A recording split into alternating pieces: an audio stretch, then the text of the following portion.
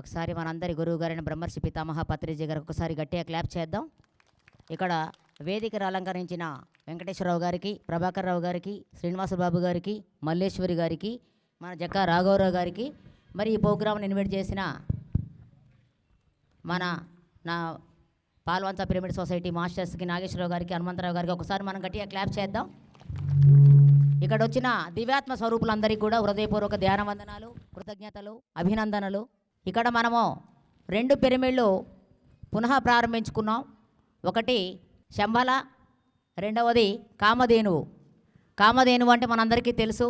కామధేనువు, కల్పతరువు, మరి అక్షయ పాత్ర, మరి అలానే ఇందాక ఎంతోమంది పిరమిడ్ ధ్యానులు, యోగా మాస్టర్స్లు కూడా చక్కగా చెప్పారు. కాబట్టి మనం అందరం కూడా దివ్యలోకాల నుంచి వచ్చిన వాళ్ళం. మనం ఆత్మే పరబ్రహ్మ స్వరూపం. ఆత్మ కంటే గొప్ప దైవం బయటెక్కడా లేదు. ఆత్మస్వరూపులం మనం అందరం కూడా. కాబట్టి మనము ఆ దివ్యాత్మ లోపలికి వెళ్ళాలి అంటే మార్గము, బయట నుంచి లోపలికి వెళ్ళాలన్నా, లోపల నుంచి బయటకు రావాలన్నా శ్వాస ఒకటే మార్గం. మరి అద్భుతంగా అరటి పండు ఒలిచి నోట్లో పెట్టినట్టుగా చక్కటి కాన్సెప్ట్ని అందించారు. 2550 సంవత్సరాల కింద బుద్ధ భగవానుడి ధ్యానం. మరి ఆయన 6 సంవత్సరాలు బోధి వృక్షం కింద కఠోర సాధన చేసి ఆయన గారు ఈ సత్యాన్ని తెలుసుకున్నారు.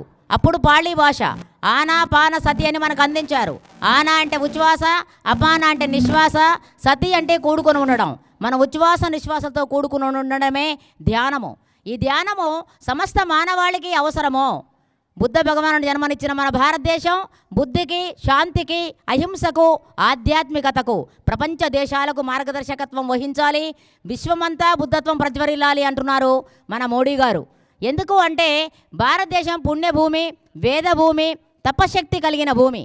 మరి అంతా ఆ పుణ్యభూమిలో, వేదభూమిలో జన్మ తీసుకున్నందుకు మనమే గర్వకారణం.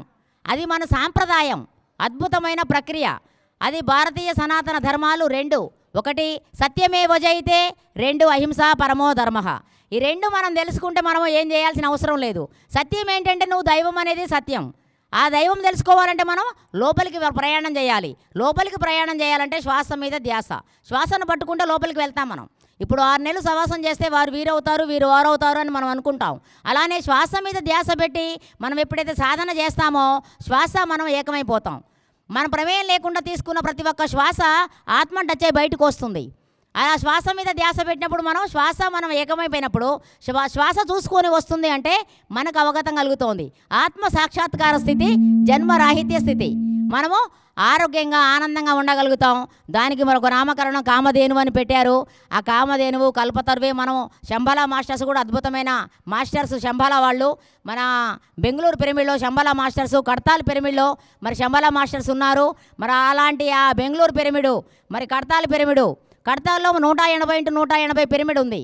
ఆ పిరమిడు సైన్స్ అకాడమీ వాళ్ళు 15 రోజులు రీసెర్చ్ చేసి ఫస్ట్ అవార్డు ఇచ్చారు. మరి ఆ పిరమిడ్ మొత్తం కూడా శంబల మాస్టర్సే ఆక్యుపై చేశారు. మరి అలాంటి ఆ పిరమిడ్ నుంచి మనకి ఈ పిరమిడ్కి కనెక్ట్ ఉంటుంది, గిజా పిరమిడ్కి కనెక్ట్ ఉంటుంది. విశ్వమయ ప్రాణశక్తి.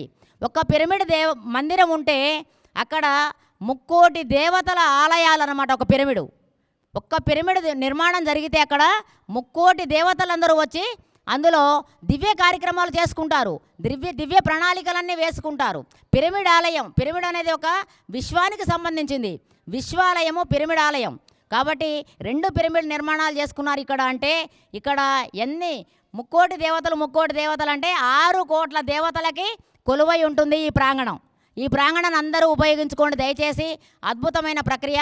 మరి మనం అందరం కూడా దివ్యాత్మ స్వరూపం తెలుసుకోవాలంటే ఎక్కడికో హిమాలయాలకు, ఏ స్వామీజీల దగ్గరకో, ఏ పర్ణశాలల దగ్గరకో, ఎక్కడికి వెళ్ళి ఆశ్రమాలకు వెళ్ళాల్సిన అవసరం లేదు.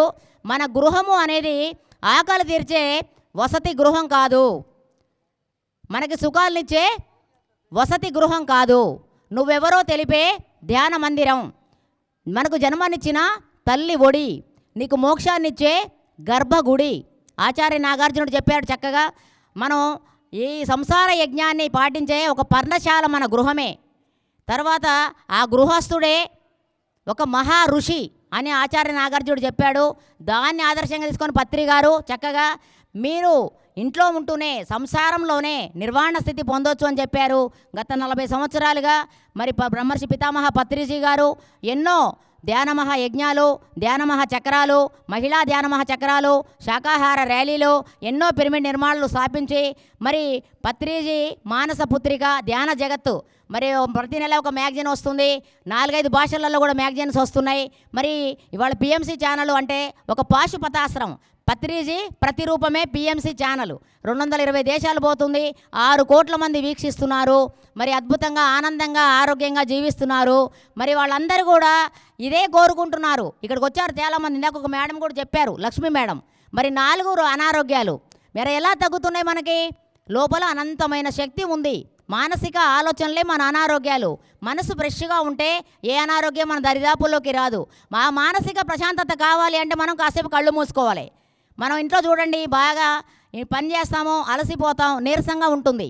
వచ్చి మనం ఫ్యాన్ వేసుకొని ఒక గ్లాస్ మంచిళ్ళు తాగి కూల్గా కూర్చుంటాం. కూర్చున్నప్పుడు ఏమవుతుంది? 1 నిమిషానికి 2 నిమిషాలకే మనకి ఎంతో ప్రశాంతత వస్తుంది. 1 నిమిషం 2 నిమిషాలకి అంత ప్రశాంతత పొందినప్పుడు మన వయసు ఎన్ని సంవత్సరాలు అన్ని నిమిషాలు మనం ఇలాంటి ప్రాంగణంలో పిరమిడ్ని ఉపయోగించుకొని మనం ధ్యానం చేసినట్టుగా ఉంటే ఎంతో రిలాక్సేషన్ ఉంటుంది. మనకి ఎంతో శక్తిని మనం పొందుతాం. మనం అప్పుడు మన అనారోగ్యం బాగు చేసుకోవటం అనేది చాలా చిన్న విషయం. ధ్యానంలో తెలుసుకోవాల్సింది అనంతంగా ఉంది, ఎంతో అనంతమైన ఆత్మ జ్ఞానం ఉంది. కాబట్టి అనారోగ్యం బాగు చేసుకోవడం అన్నది చాలా చిన్న విషయం ధ్యానంలో. అది ఒకటి మనం తెలుసుకోవాలి. కాబట్టి ఇవాళ ఆలోచిస్తే అనారోగ్యాలకే మనం బెంబాయిలైపోతున్నాం. అనారోగ్యాలు వస్తేనే మనం ఎంతో కష్టపడి ఆ హాస్పిటల్కి వెళ్తున్నాం. మనం హాస్పిటల్ డాక్టర్ల దగ్గరికి వెళ్తే కూడా బీపీ వచ్చినా, థైరాయిడ్ వచ్చినా, గ్యాస్ ట్రబుల్ వచ్చినా పోయే మందు వాళ్ళ దగ్గర లేదు. ఎందుకంటే లైఫ్ లాంగ్ వాడమంటున్నారు. ఆ అనారోగ్యాలకి ఏం మందు ఉంటుందో తెలియదు వాళ్ళకి. ఇవాళ ఆలోచిస్తే మన డాక్టర్లందరూ కూడా నాడి పట్టుకొని చూసే డాక్టర్లు లేరు, చదువుకుంటున్నారు లక్షల సీట్లు పెట్టి. కాబట్టి వాళ్ళకు తెలియదు పాపం. అక్కడికి వెళ్ళిన తర్వాత 300 ఫీజు పెడతాం, మనం 3 గంటలు వెయిట్ చేస్తాం. తర్వాత సెసెస్కోప్ పెడతాడు, ఏమంటాడు? గాలి పీలు వదలమంటాడు. అక్కడ శ్వాస మీద ధ్యాసే. 3 గంటలు కనుక మనం ఇక్కడ కూర్చొని ధ్యానం చేస్తే 300 అవసరం లేదు, 3 గంటలు అవసరం లేదు. తర్వాత ఇంకో విషయం ఏం చేస్తున్నాడు ఆయన? 3000 మందులు రాస్తున్నాడు, 3000 టెస్టులు రాస్తున్నాడు, 3 నెలలు వాడమంటాడు. అక్కడ తర్వాత మరి చూశారు కదా, ఇందాక సార్ చెప్పారు, మన రామారావు యోగా మాస్టర్ గారు చెప్పారు. మరి ఏం చేశారు మీరని శాస్త్రి గారు చెప్పారని.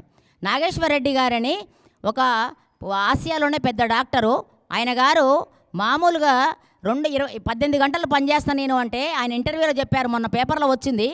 మీరు 18 గంటలు ఎలా పనిచేస్తున్నాను నేను అంటే, 12 గంటల నుంచి 12:20 వరకు 20 నిమిషాలు ధ్యానం చేస్తున్నా కాబట్టి నేను ఇంత వర్క్ చేయగలుగుతున్నా అని చెప్పేసి నాగేశ్వర రెడ్డి ఆసియాలోనే పెద్ద డాక్టర్ చెప్పడం జరిగింది. ఇవాళ డాక్టర్లకు కూడా తగ్గని, మందులకి తగ్గని, డాక్టర్లకు తెలియని రోగాలు వస్తున్నాయి. కాబట్టి దయచేసి ఫ్రెండ్స్, చాలామంది ఉన్నారు మాట్లాడేవాళ్ళు.